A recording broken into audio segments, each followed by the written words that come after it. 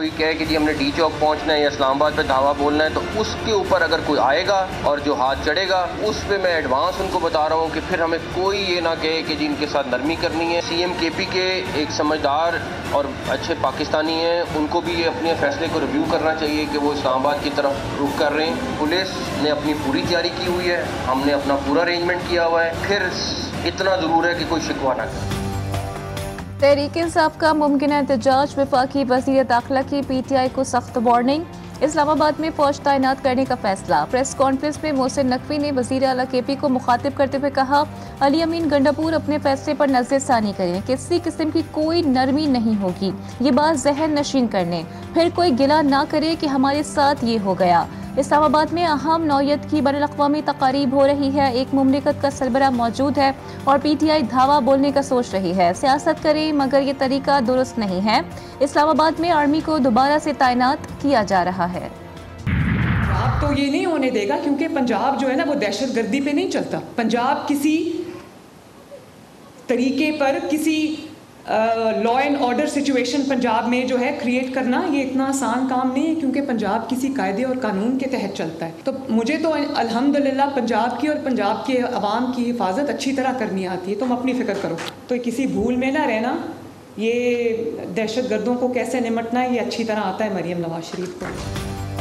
पंजाब में कानून तोड़ना आसान नहीं, मुझे अपने लोगों की हिफाजत करना आती है। मरियम नवाज भी पीटीआई का एहतजाज रोकने मैदान में आ गईं। लाहौर में हिम्मत कार्ड मंसूबे की तकरीब से खिताब में कहा, कोई भूल में ना रहे, तकरीबी अनासर से निमटना आता है। फितना फसाद की सियासत किसी को अपनी छत अपना घर नहीं दे सकती। नालायकी और नाअहली की वजह से गुज़िश्ता 5 साल में महंगाई थी। वफाकी इकाइयों को लड़ाने की बात करना काबिल मज़म्मत है। पीटीआई की डी चौक पर एहतजाज के लिए हिकमत अमली तैयार। इस्लामाबाद के एहतजाज में कानून नाफिज करने वाले इदारों के साथ बराह रास्त तसादुम के बजाय आंख मचोली खेलने का फैसला।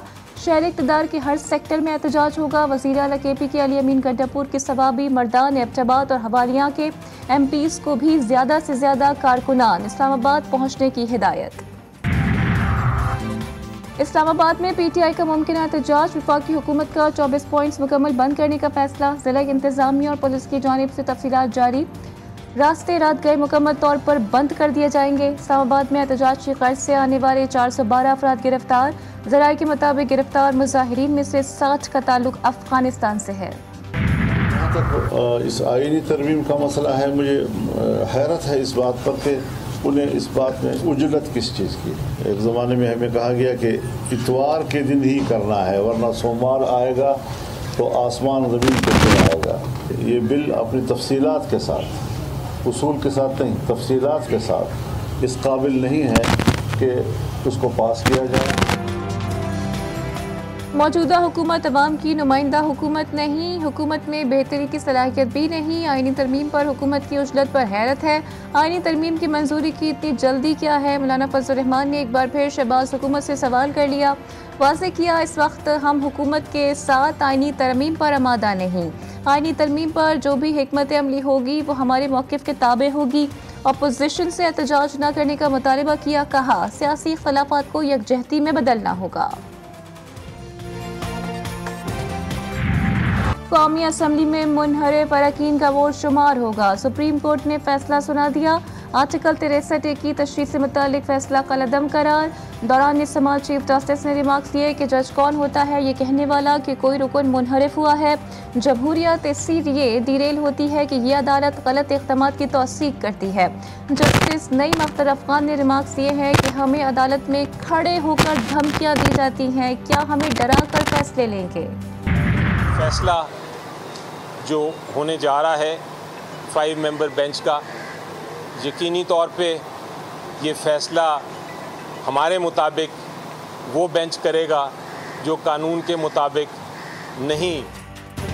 हमारे मुताबिक 5 रुकनी बेंच का फैसला काबिल अमल नहीं होगा। पीटीआई रहनुमा बैरिस्टर अली जफर कहते हैं, मुल्क की तारीख को मद्देनजर रखकर बात करते हैं। बतौर वकील बानी पीटीआई केस की कार्रवाई का हिस्सा नहीं हूँ। इसराइली फौज के लेबनान में आबादियों पर फ़िज़ाई हमले, बैरूत में मेडिकल कॉम्प्लेक्स को निशाना बना दिया। तिब्बी अमले के अरकान और नौज़ायदा बच्चों समेत 17 अफराद शहीद। ज़ाहिया में हिज़्बुल्लाह के हेडक्वार्टर के करीब बमबारी की गई, 20 अफराद जान से गए। वादिया बीका में मकानात को मिसाइल से उड़ा दिया गया। हिज़्बुल्लाह का भी भरपूर जवाबी वार। शुमाली इसराइल के कस्बे में इसराइली फौजियों के ग्रुप को रॉकेटों से निशाना बनाया। मुख्तलिफ मकामात पर 200 से ज़ायद रॉकेट दाग दिए। मुजाहिदीन की सड़क पर 25 से ज़ायद कार्रवाइयों में सहूनी फौज को भारी नुकसान पहुंचा। हमलों में 14 फौजी हलाक और 50 से ज़ायद जख्मी हुए।